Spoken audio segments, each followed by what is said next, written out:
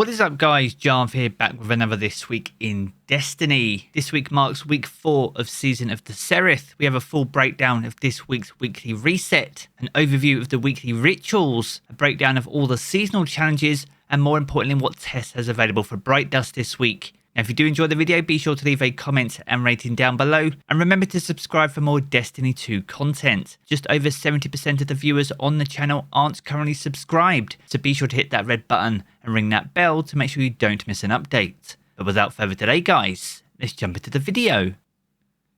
Another week and another This Week in Destiny. This is week 4 of Season of the Serath and the final week of the Dawning 2022. If you're still trying to earn some of the awesome weapons that were reprised as part of this year's event, then this is your last week to get it and also earn your Star Baker seal. And this will be absolutely key if you're looking to earn the Reveler seal later next year. Now from here, as always, we're going to kick off with the King's Fall raid challenge for this week, and this is Hands Off Return in this week's rotation. This is where players must not kill the same Ogre or Light Eater Knight throughout the encounter. So if there's a period where you find yourself taken in order to go collect the brand, then you'll need to clearly communicate with your team to make sure that someone else in your team is picking up your Ogre and Knights. And more importantly, they'll need to make sure they're not killing the same combatants more than once. It's a fairly easy challenge to pull off, and if you and your team can nail it, you'll get access to a second King's Fall raid chest, as well as an awesome pinnacle reward, which will be key if you're still on the power grind this season.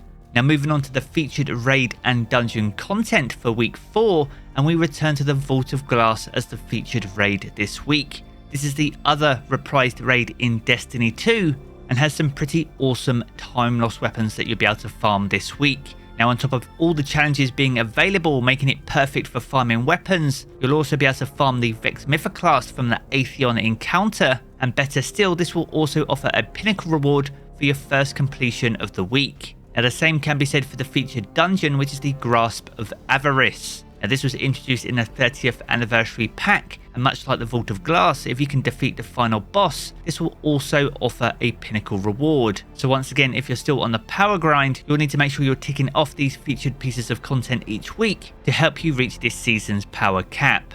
Now next up, we're going to move on to the weekly rituals, and we have a new Nightfall for Season of the Serath, and the Corrupted returns as a Nightfall and eventually a Grandmaster Nightfall for Season 19. Now the Corrupted used to be one of the more challenging Nightfalls in the rotation, but with some of the changes made by Bungie and with just how powerful we are as Guardians, that is no longer the case. But with that being said, it still poses a challenge when it's a Grandmaster, and you'll need to overcome this challenge if you're looking to earn your Conqueror seal or even gild it this season. Now moving over to the Crucible, and we see Momentum Control return for the first time in Season 19. Now Momentum Control is perfect for those quick kills, so if there's any catalysts that you're looking to complete or seasonal challenges you're looking to earn, then make sure to jump in there to get those done and also pick up a sweet pinnacle reward.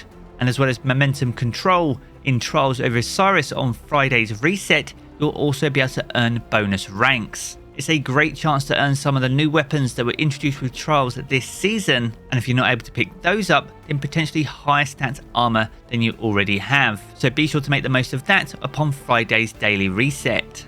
Now next up, we're going to move on to the Lost Sectors for the up and coming week, and to kick off week 4, we'll be returning to Aphelios Rest. This will be offering Overload and Unstoppable champions, but offering up exotic helmets. On Wednesday, we return to the Moon with K1 Logistics with Barrier and Overload champions, this time offering exotic boots. On Thursday, we'll be heading over to the Crew Quarters with Barrier and Overloads as well, this time though offering exotic gauntlets. As for Friday, K1 Revelation will be back with Barrier and Unstoppable champions this time, but giving you a chance at those sweet exotic chest pieces. On New Year's Eve, we'll be heading over to K1 Communion with Barrier and Overloads, giving you the second chance of the week at those exotic helmets. And as for New Year's Day, we'll be heading to Bunker E15 over on Europa with Barrier and Overloads as well, giving you another chance at those exotic boots. And to round us out for the week, we'll be heading over to the Concealed Void with Barrier and Overloads 2, except this time offering exotic gauntlets. So once again, if there are exotics you're looking to chase, then be sure to plan your week accordingly. And if you want to check out this calendar for yourself, make sure to do so over in Today in Destiny, and I'll leave the link to that down in the video description below. Now next up we're going to move on to the seasonal challenges, and there are just 9 challenges for week 4 of Season of the Serath. 2 are classified, but the first one we can see is called Shock, and here you need to defeat combatants with arc or void damage in heist battlegrounds. That's followed by Seasonal Shaping 1, and here you need to unlock the pattern for any seasonal or Ikelos 3.0 weapon. Next up we have Mod Collector, and here you need to unlock 12 mods on your seasonal artifact.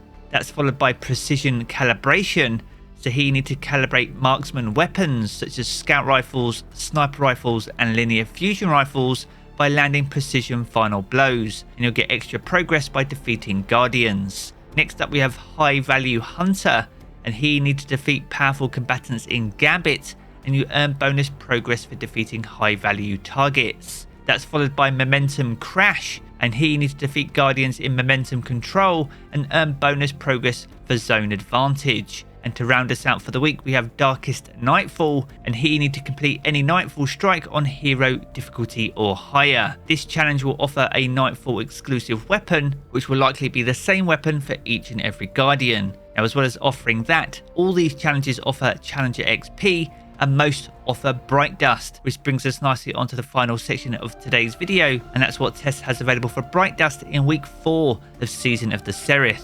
Now over in the featured Bright Dust shelf we have an exotic emote called Ice Carving. Now this has been available for 1000 silver, so if you fancy carving out your own ghost then you can pick it up this week for 3250 Bright Dust. That's alongside Glee Barrage, an exotic weapon ornament for the Xenophage. Now this is from a previous Dawning event, so if you're collecting then you can pick this one up for 1250 Bright Dust. That's alongside Baking Projection, a legendary ghost projection. This is brand new for this year's event and will set you back 1500 Bright Dust this week. As for the shader this week, Dawning Tranquility is back. If you missed out on this from the previous Dawning event and it looks absolutely awesome here on my Warlock, then make sure to pick it up for 300 Bright Dust this week. Now over in the main Bright Dust store we have a exotic multiplayer emote called Shaky Skating. Now this was available for 1200 silver in the store, or you can pick it up for 4250 Bright Dust. That's alongside the legendary emote called Snow Bunny. Now this was also available in the store but for 500 silver,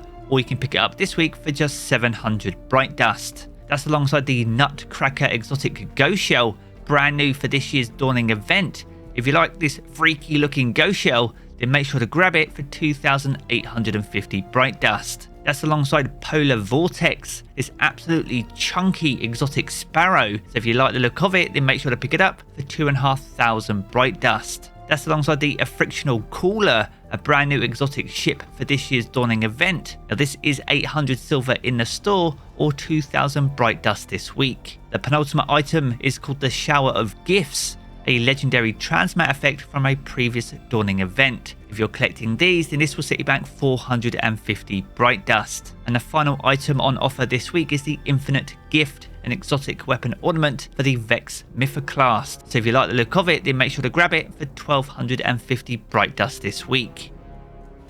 So there we have it guys, a good look on everything that you can expect for week 4 of Season of the Serath. Now if you've enjoyed this video then be sure to check out one of the 2 videos you see here in these cards for more Destiny 2 content. And if you want to keep up to date with everything to do with Destiny 2 then be sure to hit subscribe as well.